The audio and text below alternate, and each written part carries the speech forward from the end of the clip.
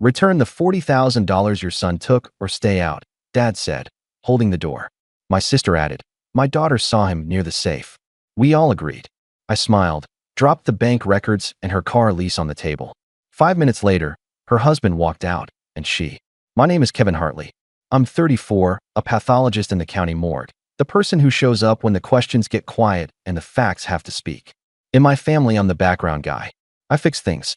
I hold doors. I say it's fine when it isn't. If we were a photo, my sister Alyssa would be in perfect focus, smiling, and I'd be the blur behind her carrying the coats. I have a 13-year-old son, Eli. He's quiet like me. He likes chess and old computer parts. His hair never fully obeys.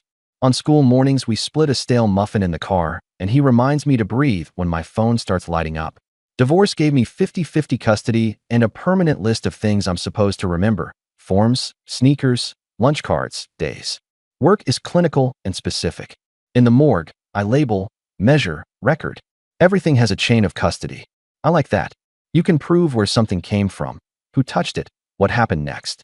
There are no golden children in there. Just cause and effect. At home, facts slide. Alyssa shines. She's 2 years older, a marketing manager with shiny teeth, shiny SUV, shiny opinions. When we were kids, Mom framed her spelling bee ribbons and pushed my science fair medals into a drawer with batteries and old cords. That drawer still exists. Dad calls it the junk drawer. I learned to laugh when he said it, like I agreed the things I worked for were miscellaneous. I'm not bitter, at least that's what I told myself. I worked nights, paid down debts that weren't mine, took my turn, then took the turns my sister skipped. She called me Kevy when she wanted something, like I was 6 and she was being cute. It always worked. Sunday dinners stayed a thing even after my marriage didn't. Mom did roast with carrots. Dad played referee with a beer.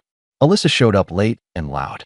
I arrived with paper towels, salad, and the knowledge I would leave with someone's list. That Sunday, the air felt stiff as I walked up their driveway with Eli.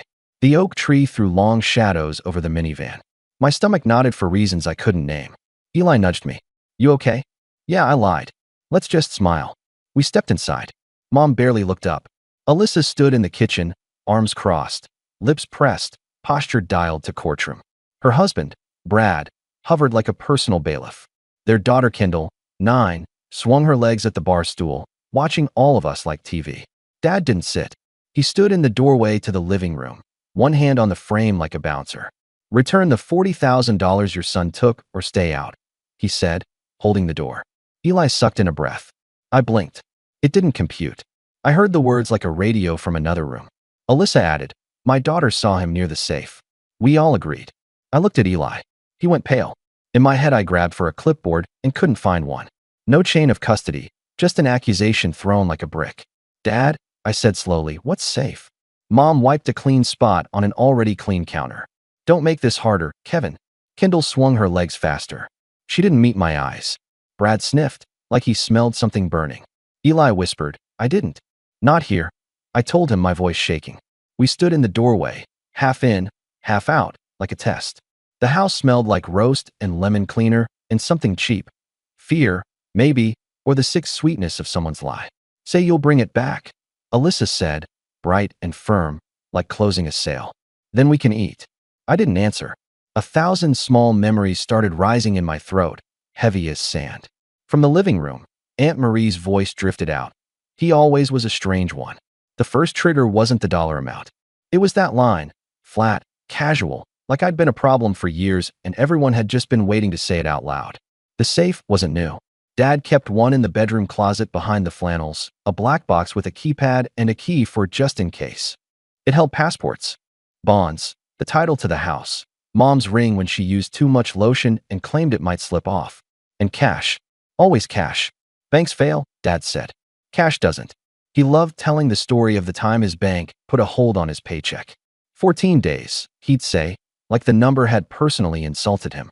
Never again. So he kept envelopes in the safe. He wrote dates on them.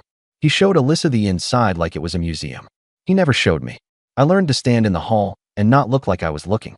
Over the years, money left the safe quietly for Alyssa's emergencies. The daycare messed up. Brad's job is in transition. The SUV tires were a surprise. Mom would say it was temporary, then lay out dessert. Dad would grumble so he wouldn't look soft. I'd drive home with leftovers and wonder how to cover my own rent. I picked up extra shifts. I said no to vacations. I said yes to, I'll pay you back Friday, even when I knew Friday was a fairy tale. My ex called me predictable and safe, which sounded like a complaint. She left with a man who called himself a fixer. He fixed nothing. I fixed the custody schedule and Eli's trust in adults. Alyssa liked to call me frugal and laugh, like I was a sitcom character who kept receipts in a jar. The truth was less cute. My checking account had a permanent bruise. I had one suit for court, 2 shirts for work, and a system of rods in my closet like a lab, blue, gray, black. It wasn't an aesthetic, it was triage. The humiliations were small and constant. Kev, can you Venmo me $60? Kev, can you pick up Kendall? We're swamped. Kev, can you talk to Dad? He's being stubborn about the roof. I said yes. Every yes made the next yes easier to demand. When Eli was 10, he asked why we didn't have a fun fund like Kendall's family. I told him the truth. We were building slowly. I could feel my face heat with the shame of being honest. He patted my arm. Okay, he said. We can still make pancakes. I watched my sister buy a new car with a bow on it. I watched Dad slip her an envelope and say, "Don't tell your mother." I watched Brad drink craft beer and explain startups and use words like burn rate while he burned through other people's patience. He called me Doc, but he said it like a joke, like I was a guy with a hobby. Kev, you're so lucky, Alyssa said once. You don't have to care what you wear. It sounded like a compliment, but felt like a gentle kind of erasure. When Kendall turned 9, Alyssa threw a party with a rented unicorn and a balloon arch that scraped the ceiling. Eli and I stood by the cooler. Could we get pizza after? He asked. I checked my account and did the math. We could. We would. I put my hands on his shoulders and felt the bones. He was growing. Growth costs money. Growth is relentless. 2 months before the Sunday dinner, Alyssa called me crying. We're drowning, she said. Brad's equity won't vest until Q4. We made a bridge loan from Dad's safe, and he's being a jerk about it. I pressed the phone between shoulder and cheek while I scraped a tray in the morgue. There are calls you can't pause. Can you talk to him? You're good with him. I'm good at not yelling, I said. That's not the same. Please, she said. Just smooth it. I'll square with you. I smoothed it. I sat with Dad on the porch and listened to him explain that this wasn't how he was raised, that his father would have thrown him out, that he wasn't raising a pack of beggars. I nodded and reminded him Alyssa was stressed. He fumed and then softened and then fished for the key to the safe like he always did. Just this once, he said, which meant not just this once. And now, on that Sunday, he stood with his hand on the door and told me to return $40,000 my son allegedly took. The accusation landed like a slap because it made no sense in our world. My son didn't go into their room without permission. He didn't touch things that weren't his. He said, "Sir," to Dad, even when Dad was wrong. They picked him because he was defenseless, because he was mine, because if I was the blur, then my kid was the ghost behind the blur. Easier to blame than stop the bleeding. Where did you get 40 grand? I asked, calm, because calm was the only card I ever held. Don't play dumb, Alyssa snapped. Dad counted it last week. Today it's gone. Who has the key? I said. We all do, she said, and then she realized what she'd said and backpedaled. Dad keeps it, but we know where it is. That's not the point. Did you call the police? I asked. Mom made a face like I'd farted in church. This is family. Right. Family means no police, no paperwork, no chain of custody, just consensus. Family means we all agreed, counts as evidence. Family means Kendall's. I saw Eli near the closet, trumped Eli's, I didn't do it. Because Kendall is a certified witness and Eli is the boy who fixes old laptop chargers and keeps to himself. I looked at Eli. His mouth trembled. He didn't cry. He just looked wounded in a way that would scab over wrong if I let it. Something in me started to harden.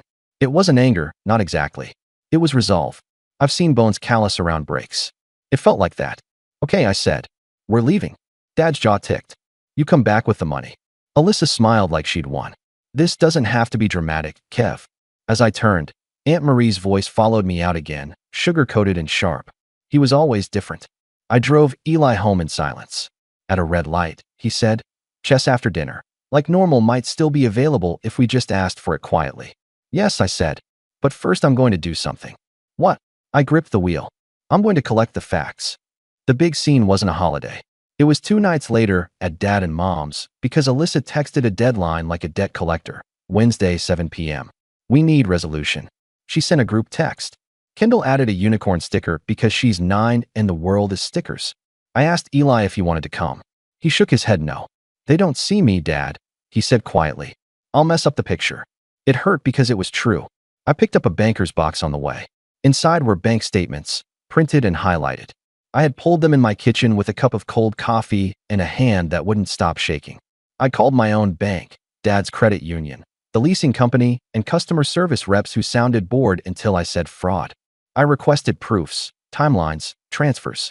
I printed Alyssa's car lease because she once sent me a photo of the contract for advice and forgot that advice leaves a trail.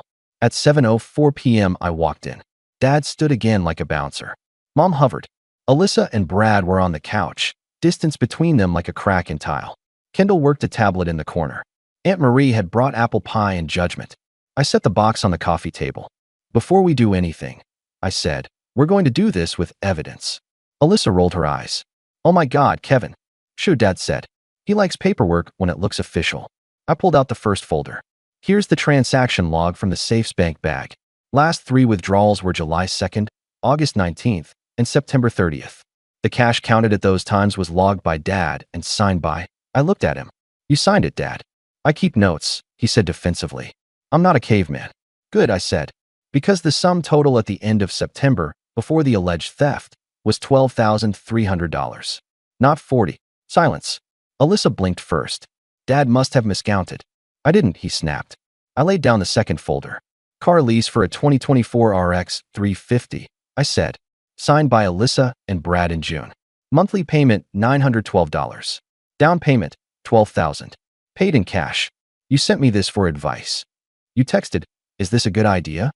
I replied, it's not my business. That was my mistake. Brad bristled. What does this have to do with your money timeline? I said. Because on July 2nd, Alyssa withdrew. I slid a copy of the note Dad made. $10,000 from the safe. I held up the July statement from Dad's credit union showing a cash deposit of the same amount into Alyssa's account. Then on August 19th, $5,000. Then on September 30th, $3,000. I set down 3 printed screenshots of Alyssa's Venmo to the dealership, with cringe captions like, car stuff, LOL. Mom's mouth opened, closed. She looked small. Alyssa stood up. This is ridiculous. Brad stood too. We're done, he said suddenly, voice clipped. He grabbed his keys. I told you not to drag me into your family's weird cash obsession. He looked at me like I'd built this. You people are insane. He walked out, the door thudding behind him. Kendall flinched.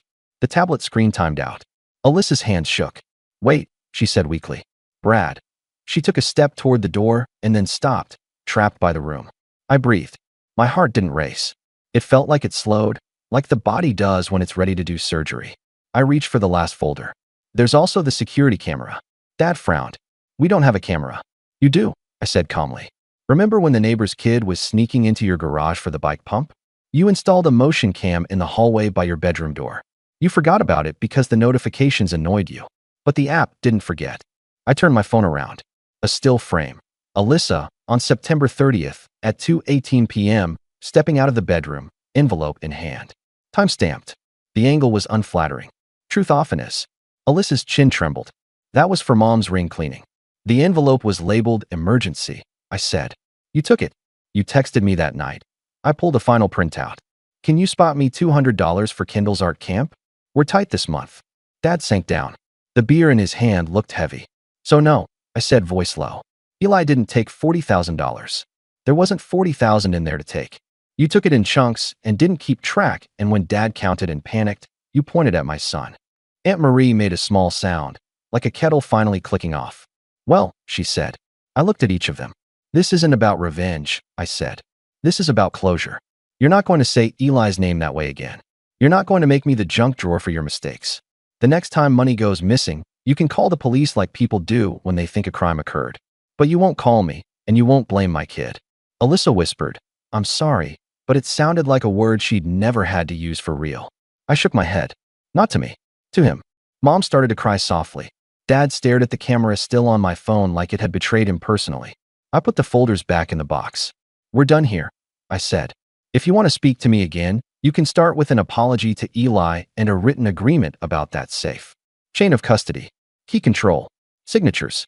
If that sounds cold, remember who made it necessary. No one stopped me. No one called after me. The only voice that followed was Alyssa's, small and breaking. Brad? She called to the hallway. But the house held its breath and did not answer. They tried to rewind it the next day. People always try to rewind after someone hits stop. At 8:12 a.m., Mom called. I let it ring out. At 8:14, she texted, breakfast. At 8:20, you're being dramatic. At 9:03, Alyssa is fragile. At 9:50, a photo of the roast leftovers. The messages stacked like coupons I wouldn't use. Dad waited till evening. Come over. We'll sort it out. Don't be stupid. I sat at our kitchen table with Eli and a list of things to buy. Milk, detergent, a birthday card for a classmate named Liam. Eli tapped a pawn against the board. Do you think they'll say sorry? He asked. I don't know, I said. But we're going to stop standing in doorways waiting for permission. He moved his pawn. Check, he said, shy smile peeking. We built routines that didn't have them at the center. It felt both wrong and clean, like finally rearranging a kitchen drawer and throwing out the bent forks. I changed our grocery day. We ate breakfast at the diner on Wednesdays because it used to be Sunday with my parents, and we needed a new anchor. The waitress learned Eli's order: scrambled eggs, sourdough, hot chocolate. She called him Professor because of his glasses. He glowed. At work, I was steadier than usual. I stopped checking my phone between cases. I stopped answering calls I didn't want to answer. My coworkers noticed I wasn't the guy who will cover a shift no questions. It felt like heresy. It felt like oxygen. Alyssa's texts toggled between apology and attack, the way a person toggles between hot and cold water when they don't know the mix. I was stressed. You blindsided me. Family shouldn't air dirty laundry. You humiliated me. Are you happy? Can we just reset? We're not perfect. Then, a photo of Kendall with a crooked project and the caption, she misses you. I stared at the gluey paper tree and felt the old tug. Kendall didn't do this. Adults did. I typed and deleted. I tried again. When you apologize to Eli, we can talk. No reply. Brad was quiet, which was loud in its own way. Through a neighbor we learned he went to stay with a friend. Alyssa posted filtered stories about private growth, and not all journeys are meant to be understood. The SUV made it into 3 of the posts, gleaming like a trophy with captions about grit. I scrolled, then set my phone face down and washed the dishes by hand because the rhythm calmed me. Dad sent one last blast. You went too far. Your sister's marriage is none of your business. I stared at the screen. I pictured the door frame and his hand on it, gatekeeping dignity. I was tired. Eli's name is my business. I typed. Your safe is your business. Keep it that way. A week passed. 2. The calls thinned. When Mom texted, it was practical. Aunt Jean's birthday is Saturday. Like we could pretend nothing split. We didn't go. Eli and I played chess on the porch and listened to the neighbor mow his lawn. The sun slid across our building like it always did whether we were in or out of anybody's favor. Then the knock. Saturday, 4 p.m. I opened the door to Alyssa on my mat. Hair messy, eyes rimmed red. No glitter. No script. She held a grocery bag like a shield. Hi, she said. Can I come in? Eli looked at me from the couch. I nodded and he slipped to his room, closing the door with soft loyalty. Alyssa stood in my kitchen, clutching the bag. I brought muffins, she said, like she'd stolen the idea of kindness from a movie. I waited. Silence sat with us. She crumpled first. I messed up, she said, voice breaking. I panicked about the money and I used Kindle and I blamed Eli because I knew you'd fix it and I hate myself. Brad, she swallowed. Brad left. He says I make everything someone else's fault. He says I never learned to carry my own weight. He says I'm cruel. I thought he was being dramatic. Now I think he might be right. I let it sit. I didn't hug her. I held the moment steady like a tech holds a light. I need you to apologize to Eli, I said. Specific. No if. No but. She nodded, quick. I will. I already told Kendall we were wrong. She cried. I told her grown-ups get it wrong big sometimes. She asked if we're bad people. I didn't know what to say. You say we did a bad thing, I said. And then you show her how you fix it. Alyssa wiped her eyes. Dad won't talk to me. He says I embarrassed him. That's not my part, I said. You and Dad have your own drawer to open. She managed a wet laugh. You and your drawers. They're useful, I said softly. We called Eli out. Alyssa turned to him, hands shaking, and did the thing I asked. No ifs, no buts. I'm sorry, Eli. I lied about you. I knew it wasn't true, and I said it anyway because it made my life easier for a minute. That was wrong. I will never do that again. Eli looked at her for a long time. He's 13 and carries a scale in his chest that weighs what people say. He nodded once. Okay, he said. It wasn't forgiveness exactly. It was a receipt. After Alyssa left, the messages from Dad changed tone. Shorter. Your sister came crying. You made a spectacle. We don't do police. The undertone was always the same. Keep the door where I want it. I wrote back once. Boundaries aren't spectacles. They're rules. He didn't respond. On Sunday at 6 p.m., my phone lit with missed calls. Mom. Dad. Aunt Marie. Then one last text from Mom. We're eating. Your plate is here. I stared at it. My palm itched with the old reflex to jump when summoned. I set the phone down. Eli and I went to the diner. The waitress brought hot chocolate and winked at his chest set. On the TV above the counter, a game played to a loud room. People cheered for people who couldn't hear them. Eli said, You ever think about how many people shout at a screen expecting it to help? I laughed into my coffee, and it felt like a full breath. The next week, Dad called to say he'd installed a new safe, different code, no spare key under the flannel. Sign-in sheet, too. He grunted, like I'd forced him into paperwork jail. Good, I said. Treat it like it matters. He paused. You always think you're better than us, he said. I never did, I said quietly. I just stopped letting you be worse to me. He hung up. There were losses. Family chat got quieter. Invitations stopped arriving with emojis and started arriving with formal times, as if we were neighbors. Aunt Marie posted a meme about ungrateful children. I didn't get tagged. At first the silence hurt. Then it felt like a room with a window propped open. Air moved. We built our life with small choices. Eli joined a school chess club, and I volunteered to drive 2 kids home after meets because I like hearing them talk about gambits in the back seat. We went to the thrift store and found a jacket that made him stand taller. I replaced the broken desk lamp. I got my first good night's sleep in months. Every mundane fix felt like a luxury purchase. Some nights the anger bubbled. I'd think of Dad's hand on the door and my teeth would clench. I'd picture Kendall's small voice repeating something an adult told her to say. I'd feel the unfairness flare hot and stupid, and then I'd put it back. Not revenge. I'd tell myself in the mirror, like I was rinsing after brushing. Closure. When Alyssa texted updates, Brad is still gone, we're selling the SUV, I didn't toss confetti. I said, I hope you're okay, and I meant it in the grown-up sense. Okay as in you learn. She asked for a budget template. I sent it, and then didn't follow up. I am not a coach. I am her brother with a finite battery. The best marker of change wasn't a speech or an event. It was Tuesday night at 9:30 when I realized I hadn't thought about the safe once all day. That used to be my quiet hobby, worrying about other people's money. It was gone. I went to bed. I slept. The final scene was quiet. A Thursday in September, a month after it all broke. Mom asked to meet at the diner. No group text. She came in an old sweater, hands cupped around her mug. I miss you, she said. I miss Eli. I miss not being scared around you. Scared? I asked. Scared you'll hold up a mirror. Scared you won't make it easy. I'm not making it easy anymore, I said. I'm making it honest. She nodded. We made you the problem because you didn't yell. A tap on her cup. Your father says the sign-in sheet is dumb. He still uses it. Good. Dumb things work. He won't say sorry. I noticed. I am, she whispered.